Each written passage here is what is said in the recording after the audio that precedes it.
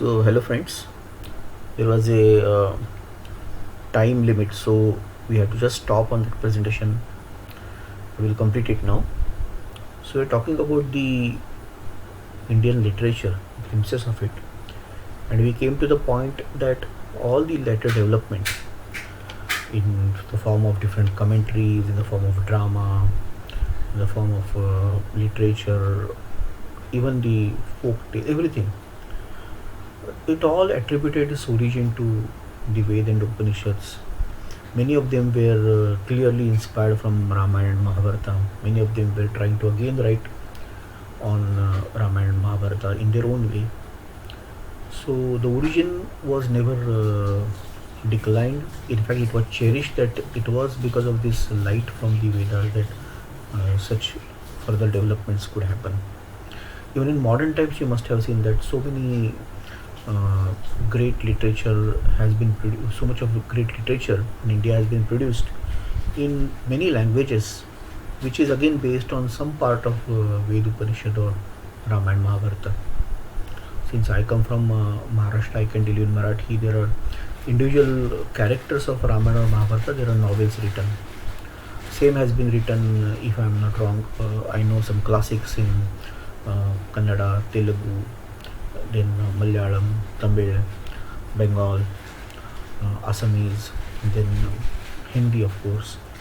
So Urdu. So you name the Indian language, Punjabi, you will find that even on individual incidences or individual characters of Ramayana Mahabharata, still people are trying to write something. They can have liberty to a different interpretation. In some of them, like in ancient times, Bhas has done. So called the villains of Mahabharata. In the normal language, we call them. There are some heroes and villains, but in fact, in Mahabharata, there is no such clear distinction. Each one has got some grey shades, and very beautifully Vyasa has put that. But even such characters, say Duryodhana, also he had a courage to write Urubangam. So there, the central character, or he wrote on Karna. In modern times, also many of the poems or the novels are written on Karna, because there was no such thing as purely white characters or purely black characters. Some such examples can be given from many other literature of India, where it continues to inspire even the modern people, including modern screenplay writers also. They have very openly said that in modern times, you must have seen Peter Brook had produced a Mahabharata, where he tried to take actors from all over the world, and then he said Mahabharata is for the entire world, so let me take leading actors from every part of the world, and then create a drama, a very long drama. I think 5-6 acts were there of Mahabharata. So the original script has been so powerful that it keeps on inspiring people. And that is what Swami Vivekananda also said, that the technologies may improve, the science may bring new ways of putting the things, but again, when there is a new way of putting it, Indian content will be inspiring them, and they will try to use this content or essence again to be reiterated or reformulated in the new language or new media. We see it actually happening. That this you must have seen in recent times. Again, something was written on some ancient scripts, and again it became very popular. Not only popular, it became Jnanpith Award winner, or the many award winner, different. They got the status at the state level or national level also. So this is the consistency or persistence or continuity of Indian mind, where what was told by Vedic rishis, Upanishadic rishis, what was told by Valmiki or Vyasa, same was again reiterated by so many commentators on that. And so many people tried to make different plays or folk tales or the folk dances based on these same stories. So that is the continuity of Indian mind. In fact, it is said that they have made mind of India. So no wonder again and again we see that not only in the these art forms, what I said just now, in literature, but also in paintings and sculptures and every possible thing, in dances, in puppets, everywhere we see that the same literature has been reproduced. and such liberty was given. In some other cultures, such freedom is not there. Freedom of expressing differently is not given at all. But here, that freedom has been allowed, and therefore we see that it has been very, very instrumental in growth of this culture and growth of the race.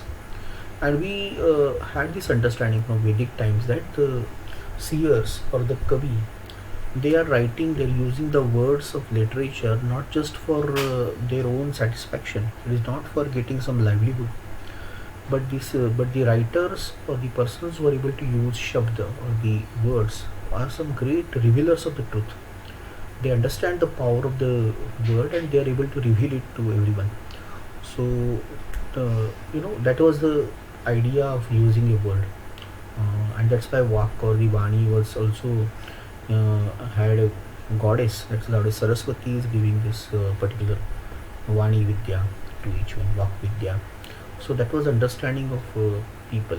It's a divine. It's something subliminal. It is something elevating experience. In fact, in one of the Sanskrit shloka, it is said that a poet started celebrating. He was so jubilant, and somebody asked him, "Why you have been so happy? What happened?" Then he said that no, I got the right word. I was searching for a right word in my poem, and then suddenly I got that. This is the correct word. So having a correct word at the correct place in a particular line of literature, and then having such lines to make a script is itself has got a power in itself. It was understood. That's why he was so happy that now I got the correct word. In modern times, we know the example that when Savitri was written by Sri Aurobindo, all his other books he just wrote as part of his magazine Arya, and so they are written in the span of 4 or 5 years, max 6 7 years. But then Savitri, he kept on revising and kept on changing words for next 2 3 decades. So somebody asked him why you have taken so much time, because every time when he revisits the poem, the longest poem in the world in English, not only in India but in English language, this is the longest poem, and we should be proud that it is written by Indian. But he used to say that I am writing it again because a more appropriate word I have found, or the correct combination I have found. So he kept on revising that, and he said it is not just words. I use this poem to as a ladder to raise high in consciousness. So it's a mantra for it's a science of how somebody can do sadhana and go up, elevate himself or herself. So that is the power of having appropriate word. And these poets of Vedic were certainly did not regard their function as just to look at themselves as some medicine men or makers of hymns, or just a part of a barbaric tribe, but they were actually seers and thinkers. They were dhira, they were rishi, and these singers believed that they were in the position of a very high mystic and hidden truth, and they claimed that they are bearers of this speech, and they they expressed in such a way that the secret words which they declared got the whole significance. Now, this significance can be completely understood only by the seer. So there are layers of understanding. The normal people will understand the lower meaning of it, the apparent meaning of it. The elevated souls will understand deeper meaning of it, and the full meaning of it will be understood only by the seer. So uh, those who came after that, for them Veda was a book of knowledge, even of supreme knowledge, revelation, and great utterance of eternal and impersonal truth. That is how we look at it.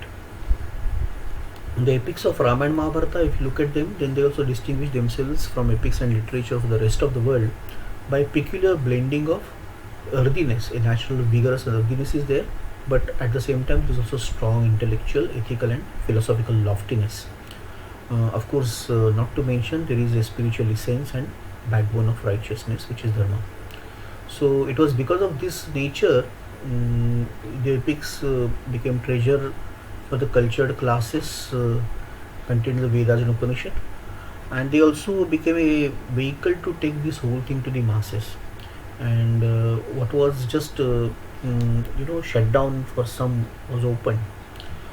And the dictums in Dharma Shastra, Artha Shastra, not everybody can read Shastras and understand it, but in powerful characters, their dialogues and incidents which are very captivating. These epics made these Dharma Shastra and Artha Shastra actually operational. So people remember the incidences from Ramayana or Mahabharata, and therefore they understand what is Dharma. Therefore they understand what is Dharma Shastra, or how king should behave, what should be the way of ruling a praja, what is the role of a praja. All these things are actually understood through the incidences and characters. So it's a very wonderful way of taking it to everyone. That's why it became a near and living power. It was not just a scripture to be kept in a library. It became a power which influenced through its word.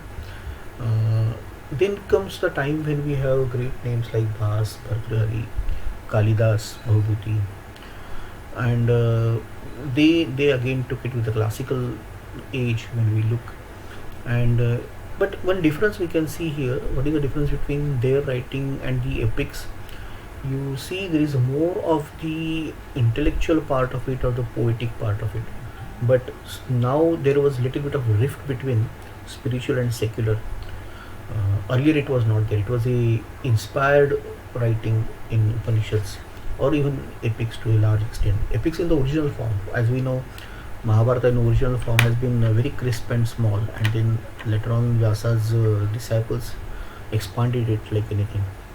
But you see, originally there was no rift between spiritual and secular. Later on, when we see the literature is classic, it is very poetic, it is very memorable, eternal, but there is still difference between the earlier and then.